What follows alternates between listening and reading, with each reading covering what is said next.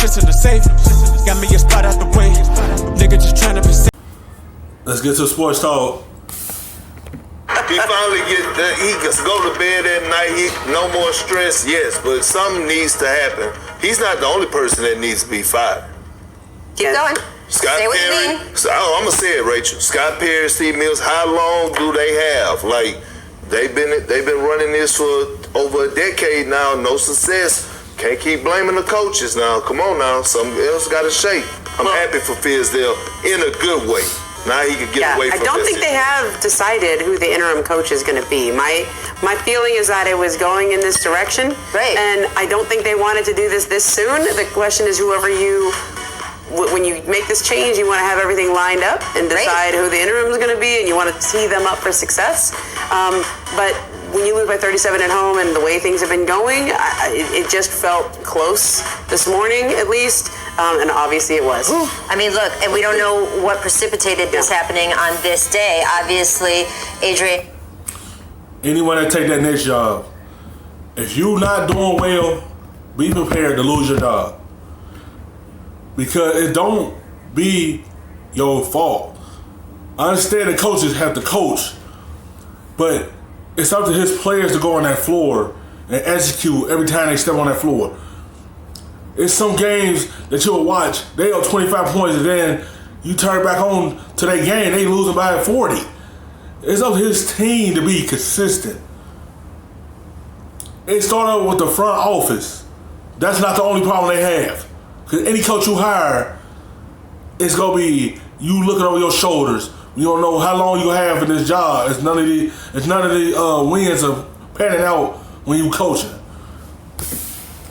And Malik Andrews reported a few weeks ago that Fizdale was sort of on the chopping block, but then he hung on for a little bit, and we've been looking at the schedule. I don't know if producer Steve has that somewhere, you can still throw it up, but they go on a tough West Coast road trip next week, and there was a feeling since he had lasted this long that, hey, maybe they would let Fizz coach through the road trip because tough West Coast games, maybe you let Fizz take those L's if that's what's going to happen, and then you give the new coach a little bounce when they come back in.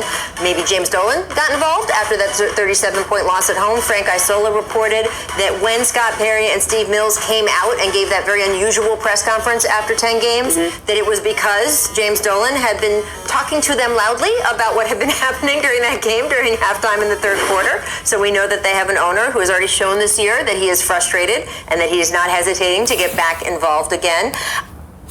The Knicks don't know what direction they are heading to. It don't matter who you hire a new coach, everyone gonna have to figure out that system.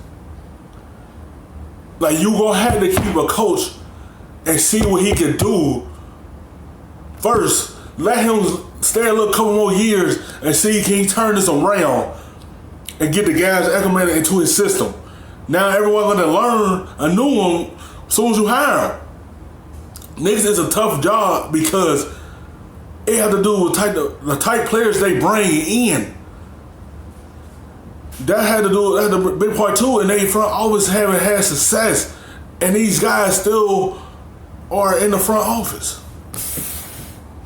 I think players around the league, Coach Fizdale has a lot of support, right? From LeBron and Dwayne Wade have talked very much about him. He's had support in some of the other places, even Memphis, where he was fired from also. But he and Marc Gasol, who had some issues, have buried the hatchet and have a good relationship now. Right, but I mean, he's a champion.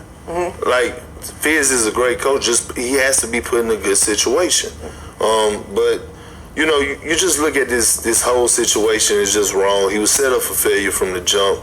And, you know, now he could just kind of go take a deep breath, enjoy his family, because I know he's been stressed out. Hey, Fizz, I'm supporting you, my brother. I mean, look, and the question about who's going to replace him and what happens next. Woj also reporting that Keith Smart, his assistant, is out, so he's not going to take over.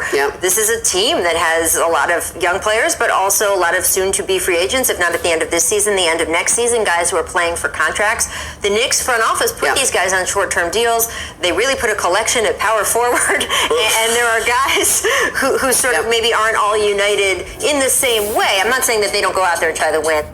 They go out there and try to win, but it's up to them to finish.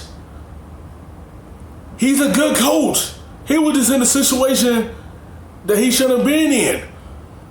He inherited a team that ain't know where direction they trying to head to. This team just don't know. They confused. Of course, everything gonna come down on the coach. Those guys do go out there and try to win, but it is not necessarily set up as a recipe for team success. And there have been issues, not only this season, not only with David Fizdale, before David Fizdale, Right. before the coach before that, before the coach before that. If you look over the last 15 years, the Knicks have the second worst record in the league. If you look over the last 20 years, they have the worst record in the league. Can I add one more thing? Majority of in any sports, right? The owners that have a lot to do with the program usually don't be successful, right? Check out the Cowboys, for example. Kendrick is so sad today. I'm bitter. But I'm saying most owners, the owners you hire, these GMs, you let them do their jobs, right? The owners that are involved the most, that's the teams that don't have success. You look at the Spurs, a lot of people don't even know who the Spurs owners, obviously they're not having a good year, but I'm just talking about over the history. Sure. You don't know who it is because he hired a GM to do his job. He don't need to be involved. That's why you don't hear the Spurs owner, because he allowed the GM to do his job, bring the players in to have success. You can't always be involved with everything. You hire that person, let him do his job. A lot of people in the world don't even know who the Spurs owner is. He never shows his face. He never wants to be in the limelight. He never wants to have any input. He lets Greg Popovich and R.C. Buford do their job, and it turned out great. So, I mean, it's just... I still think the Knicks are paying the price, though, for overselling and under-delivering. Like, their fan base was excited about getting Kevin Durant and Kyrie Irving this summer. Right. That's what they were set up to feel like they were getting. And to your point, it's not that the fans decided they were getting Kevin Durant and Kyrie Irving, although, of course, they were encouraged about that idea. James Dolan went on the radio and said, without naming those two guys, said, hey, big-time free agents, we've heard they're definitely coming here. Yeah, and when you say something like that and get your fans excited, and also have that as justification for the Kristaps Porzingis trade, for changing. It's too many mistakes. Superstars not gonna want to go there because they already know what type of players you bring in. They can't have success there. They have to know what players you have to build around them, what fit everything they want to do. You can't go on a radio show and say we guarantee to get Kyrie and Durant. They chose Brooklyn because Brooklyn know their identity. They owner let their GM handle his job. He put the right players around Kyrie and Kevin Durant. Once them two come back, Brooklyn will be successful. The Knicks, the owner, put his own self in these type situations. You hire them GM, allow him to do his job. Allow him to put the players on that court to be able to get this team off the ground and help them get back to winning. You can't have your hand all up in the pot. You gotta let that man do his job. Stop trying to be in the limelight and just be an owner and allow them GMs to handle their business. Things around, like preparing everybody and lining everything up, and then you don't get those guys. And not only do you not get those guys, you weren't really in it. And then make a statement. Yes. On the first night of opening free agency, basically, it wasn't technically an apology. It did not say the words "I'm sorry," but basically it was a justification to fans, basically acknowledging that there was a disappointment, then reversing course a week later and saying, no, this was actually what we totally wanted, and let the story leak if we weren't going to offer Kevin Durant a max anyway. Players, before they go to a team, they want to know what type of team you had it. They want to know how is the team run. Who's the owner? No one don't want to play for this owner. It's some players that will play for this owner. If the money's right, they'll take the money because it's right for them. But some players don't want to go there because how the owner is running that team. didn't break up with us, we broke up with him. Like all of that stuff. And just on and on and on. The press conference we mentioned in the last segment, 10 games in, that was very unusual and frankly signaled more panic than anything else. We look at Steve Mills and Scott Perry there. Scott, a more recent addition to Madison Square Garden. Steve Mills joined this team and this front office in 1999 as Executive Vice President of Franchise Operations. He has his current job now since 2013-2014 season. And there are questions about, okay, what has been constant throughout of all of these different coaches, different losing seasons. Ownership is certainly one of the constants, but you have Steve Mills now, who has been a constant in this operation for 20 years. And has ascended to a role and power that he hasn't had throughout those 20 years. Look at these numbers. Yeah, and I think like when you have this kind of prolonged terrible play, right? When you have that kind of number, how else can I say that? That's terrible. When you have that is terrible, because the way the league is, you gotta know who you is. What type of players do you want on your team to help this team start competing again? Have this team start having a chance to go to the playoffs. They don't know what direction they're heading in. They don't even know what's their identity.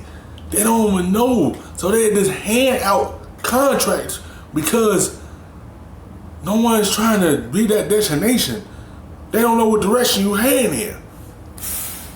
I mean, 400 for we're almost talking 20 years right there. That's incredible. When you have that, at some point you have to just say we need to do everything differently. So they brought in Phil Jackson at one point, but they didn't change everything. No, I mean there were stories that Phil thought he was going to be able to do everything he wanted to do.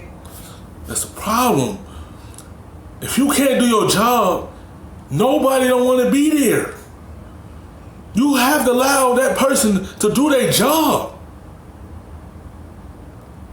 I understand you're the owner, but you gotta allow them. That's what you hired them for. And he tried to make a mistake and trade positions twice.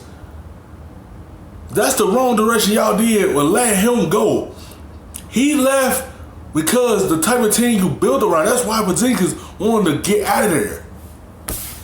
And even things like from the medical staff or in the front office, like people that he wanted to do things his way, didn't get everything he wanted. And so whoever they hire next as head coach, if this front office stays or doesn't stay, you've got to let somebody have a real clean slate, because what you have been doing is not working. Thanks for watching ESPN on YouTube. For highlights and